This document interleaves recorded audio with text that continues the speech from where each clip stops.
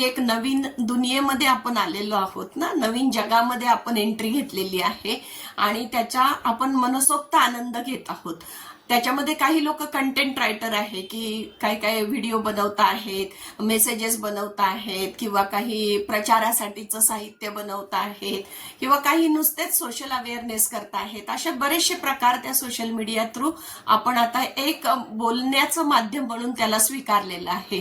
तर अशा याच्यामध्ये जर तुम्हाला लाईक मिळत नाहीयेत, कॉमेंट मिळत नाही, बघतो ना आपण की एवढी मोठी दुनिया आहे, इतके सारे लोक आहेत आणि आपण खूप छान कंटेंट बनवतो आहे किंवा आपल्याला वाटतं की हे लोकांना खूप आवडणार आहे, तरी सुद्धा व्ह्यूज जास्त मिळत नाही, लाईक जास्त मिळत नाही, सबस्क्राईब करत नाहीत लोक आपलं चॅनल.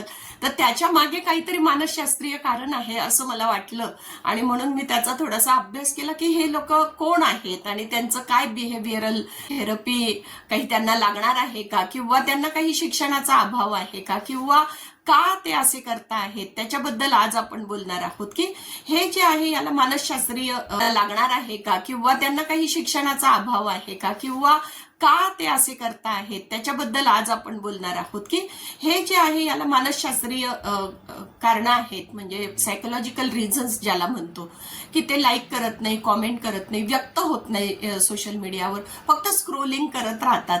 तर त्याच्या मागची काही कारणं आपण आज बघणार. तर सर्वात पहिलं महत्वाचं कारण म्हणजे सोशल मीडियाचा फोबिया. फोबिया म्हणजे एक मानसिक ताण असतो किंवा एक अनामिक भीती वाटत असते त्यांना की बाबा मी जर इथे व्यक्त झालं तर काय होईल, कोणी हसेल का मला, कोणी बघेल का माझी कॉमेंट, आणि माझे शब्द चुकले तर काय होतील. अशा टाईपचा एक सोशल मीडिया फोबिया ज्याला म्हणतो तसा फोबिया काहींना असतो. दुसरं एक कारण आहे की सोशल मीडियाचा अवेअरनेस नाहीये. म्हणजे कसं की दोन व्यक्ती आपण जेव्हा भेटतो, म्हणजे प्रत्यक्ष जेव्हा भेटतो तेव्हा आपण हाय हॅलो करतो किंवा त्यांना कशी आहेस आपण विचारतो, मग ते आपल्याला उत्तर देतात मी मस्त आहे, मी छान आहे, किंवा काहीतरी जेस्चर दाखवतात की मी खूप छान आहे, की व्यवस्थित आहे, असं काहीतरी ते सिम्बॉलिक बोलतात किंवा तोंडाने बोलतात ते, नाही का. तर त्यामुळे आपल्याला प्रतिक्रिया देण्याची ही वर्षानुवर्षाची सवय आहे. परंतु सोशल मीडिया हा नवीन असल्यामुळे आपल्याला ती सोशल मीडियावर प्रतिक्रिया कशी द्यायची आहे ते बऱ्याचशा लोकांना माहिती नाहीये. की मला आवडलं तरी मी त्याला काय करायचं आहे, लाईक करायचं आहे का, कॉमेंट करायचं आहे का, मी का करायची आहे कॉमेंट, तो पुढचा मुद्दा येणार आहे. म्हणजे प्रतिक्रिया द्यायची की नाही द्यायची आणि कशी द्यायची, ह्या डायलेमामध्ये ते लोक असतात. त्याला म्हणतात की सोशल मीडियाचा अवेअरनेस त्या लोकांना नसतो, म्हणून ते प्रतिक्रिया देत नाहीत. तिसरं एक कारण आहे की ज्याला लो सेल्फ एस्टीम म्हणतो आपण, की आत्मविश्वास तर कमी असतो, पण स्वतःबद्दलची जी कल्पना असते त्यांची की मी का प्रतिक्रिया द्यायची, माझ्या प्रतिक्रियाला काय महत्व आहे, ती इतकी मोठी व्यक्ती आहे आणि तिला मी प्रतिक्रिया कसं देऊ, तिला कॉमेंट कशी देऊ, तिला लाईक कसं करू, ते तर खूप मोठे लोक आहे आणि आपल्या एका लाईकनी आणि एका कॉमेंटनी काय होणार आहे, असा मनात सारखा त्यांच्या विचार येत असतो. म्हणून सुद्धा ते लाईक करत नाहीत, कॉमेंट करत नाहीत. चौथं एक कारण आहे ते म्हणजे इंट्रोव्हर्ट स्वभाव. म्हणजे आतल्या आत ती व्यक्ती जी आहे ती संवाद स्वतःशी करत असते, परंतु बाहेर मात्र जास्त संवाद ते करत नसतात. असे जे लोक आहेत त्यांना आपण इंट्रोव्हर्ट म्हणतो, की इंट्रोव्हर्ट लोक जास्त बोलत नसतात, त्याच्यामुळे सोशल मीडियावर सुद्धा ते बोलत नाहीत.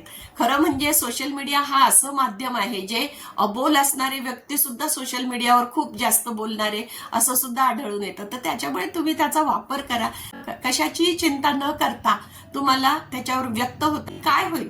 जास्तीत जास्त ते थोडंसं शब्द चुकले किंवा मग आपण म्हणतो ना स्पेलिंग मिस्टेक झाल्या, टायपिंग मिस्टेक झाल्या, हल्ली कोणी कुणाला हसत नसतं. तेवढी पहिली संकल्पना जी आहे, जी प्रत्यक्ष भेटीत गोष्टी होतात त्या सोशल मीडियावर होत नाही. त्याच्यामुळे ती एक जी शंका असेल तुमच्या मनात की मी खूप कमी बोलणार आहे आणि त्याच्यावर कसं लिहू, तर असं अजिबात नाही. कमी बोलणाऱ्यांसाठी हे चांगलं एक माध्यम तयार झालेलं आहे.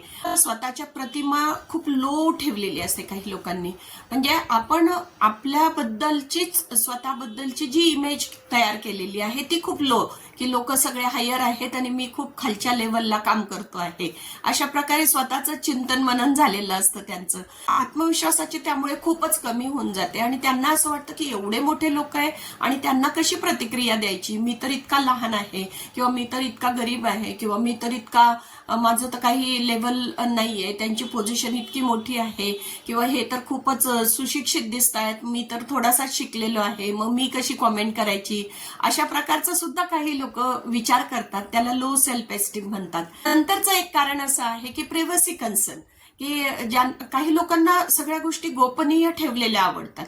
म्हणजे की मी पाहिलेलं तर आहे, पण लोकांना समजलं पण नाही पाहिजे असं पण असतं. काही वेळेला ग्रुप असतात काही, की ह्या ग्रुपचं त्या ग्रुपशी बनत नाहीये, पण त्यांचं सगळं मला सोशल मीडियावर ते वाचायचं तर आहे, पण त्या ग्रुपला कळलं नाही पाहिजे, किंवा मी दोघं ग्रुपशी कन्सर्न आहे हे एका ग्रुपला कळलं नाही पाहिजे, किंवा माझी कॉमेंट आहे हे मी केल्यानंतर दुसरं कोणी पाहिल की काय, मग त्यांना काय वाटेल की ते त्या बाजूने आहेत का ह्या बाजूने आहेत, असं सगळं त्यांच्यामध्ये विचारांचं मंथन चालू असतं. आणि म्हणून त्यामुळे प्रिव्हसी कन्सर्न म्हणून, किंवा गोपनीय माहिती आपली ठेवावी, की मी वाचलं की नाही वाचलं हे गोपनीय ठेवण्यासाठी काही लोक सोशल मीडियावर व्यक्त होत नाहीत.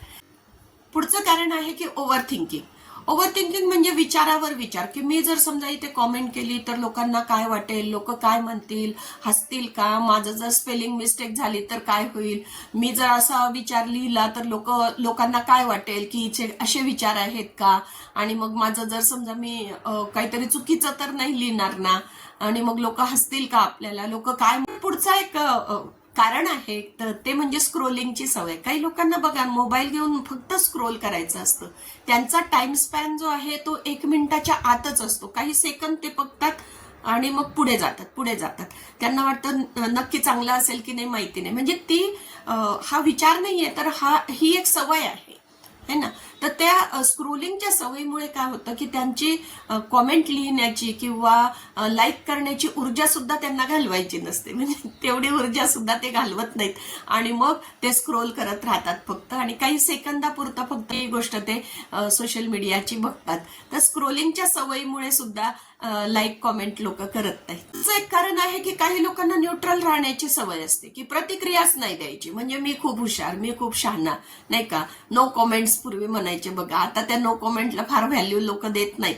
ती आता आउटडेटेड झालेलं आहे, की बाबा मला काहीच नाही बोलायचं, म्हणजे इकडूनही नाही बोलायचं, इकडूनही नाही बोलायचं, असं सुद्धा काहींच्या असतं. आणि काहींना न्यूट्रल म्हणजे का न्यूट्रल राहायचं असतं, की त्यांना दोन्ही बाजूचे विचार आहेत त्याच्यामध्येच इतकं कन्फ्युजन असतं, मी इकडून आहे का इकडून आहे, म्हणून ते कॉमेंट सुद्धा करत नाहीत. की असं जर कोणी म्हटलं की तुम्हाला काय वाटतं, असं म्हटलं तर मला काय वाटतं याच्या विचारातच ते इतके घडून जातात. मग त्याच्यापेक्षा त्यांना वाटतं नको बाबा, पॉझिटिव्ह पण नको द्यायला, निगेटिव्ह पण नको द्यायला, मी आपला तटस्थपणे फक्त वाचत असतं, म्हणून न्यूट्रल भूमिका त्यांची असते. आणि पुढचं एक कारण आहे की पॅसिव्ह व्ह्यूअर.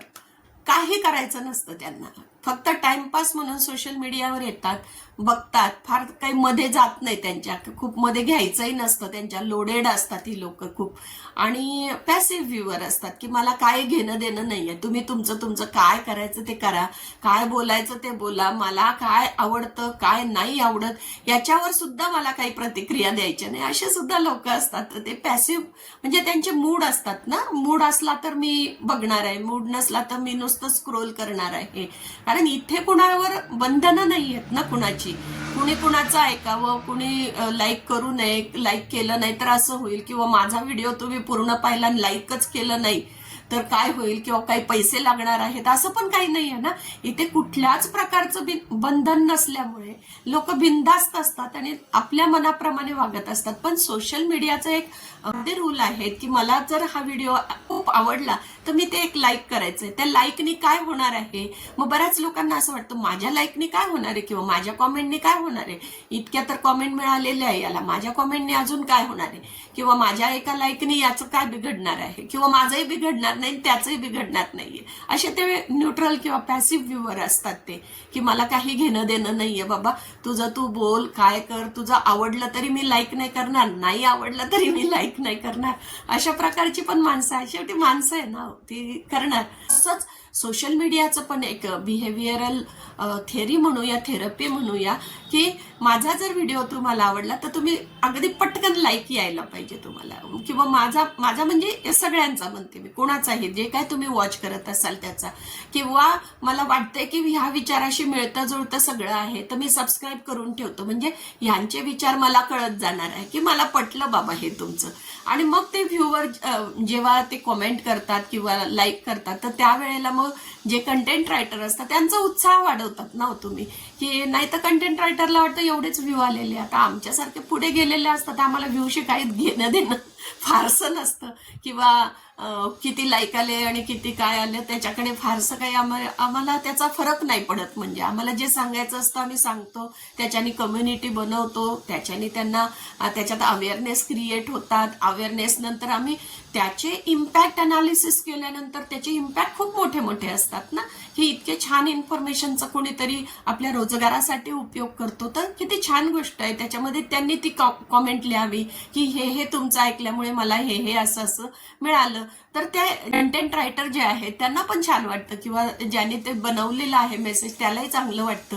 नुसतं हल्ली बघा तुम्ही व्हॉट्सअपवर नुसता थंब सुद्धा द्यायला लोक काकू करतात.